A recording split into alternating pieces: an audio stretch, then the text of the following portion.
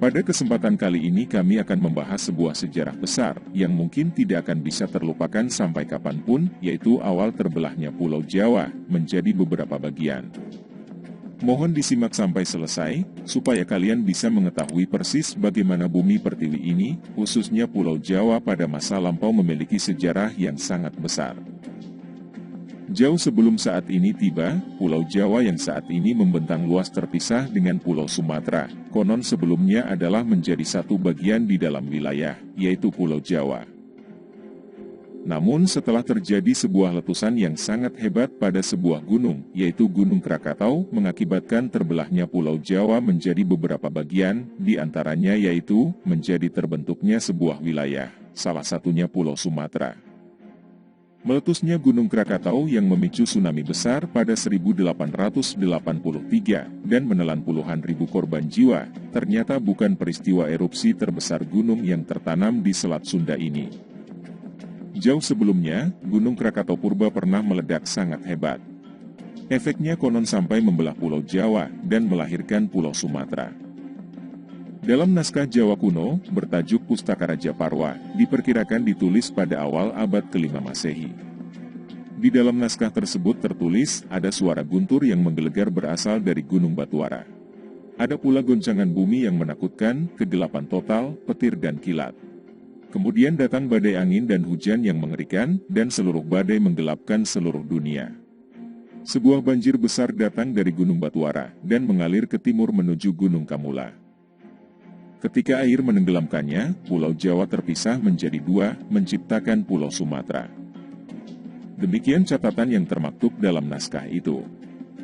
Brand George Escher, ahli geologi Belanda, menyimpulkan Gunung Batuara yang disebut dalam naskah kuno, Pustaka Raja Parwa adalah Gunung Krakatau purba. Guru besar Universitas Leiden, yang wafat pada 11 Oktober 1967 ini, memang kerap meneliti gunung-gunung api di Nusantara, termasuk Krakatau, Kelut, Galunggung, Merapi, dan lainnya.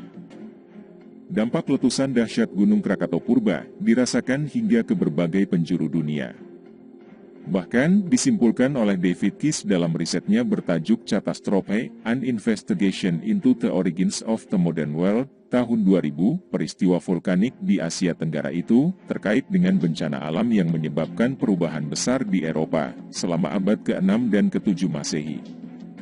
Tinggi Gunung Krakatau purba lebih dari 2000 meter, di atas permukaan laut, dan memiliki lingkaran pantai mencapai 11 km. Letusan pada abad ke-5 itu berlangsung sekitar 10 hari, dan memuntahkan material erupsi mencapai 1 juta ton per detik. Saat itu, Selat Sunda belum ada, dan Gunung Krakatau purba masih berdiri di Pulau Jawa.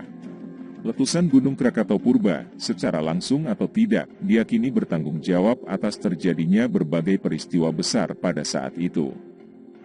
Peradaban kuno macam Persia purba di Asia Barat, Nasca di Amerika Selatan, juga Maya di Amerika Tengah, mengalami keruntuhan. Juga mengakibatkan melemahnya Kekaisaran Romawi yang kemudian digantikan Kerajaan Bizantium. Suhu udara yang terus-menerus mendingin pasca erupsi Gunung Krakatau purba, memicu mewabahnya penyakit sampar bubonic, dan mengurangi jumlah penduduk di berbagai tempat di dunia secara signifikan. Dikutip dari buku Disaster and Human History, tahun 2009, karya Benjamin Reilly. Iklim yang tidak menentu itu, menyebabkan maraknya wabah pes di sejumlah kawasan, terutama di Afrika bagian timur, dan menimbulkan kerugian besar bagi manusia.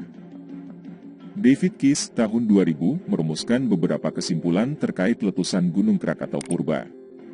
Salah satunya yaitu, ledakan tersebut berdaya sangat besar dan mengguncang Jawa. Akibatnya, sebagian tanah ambles yang membentuk Selat Sunda, serta membelah sebagian Pulau Jawa yang melahirkan Pulau Sumatera.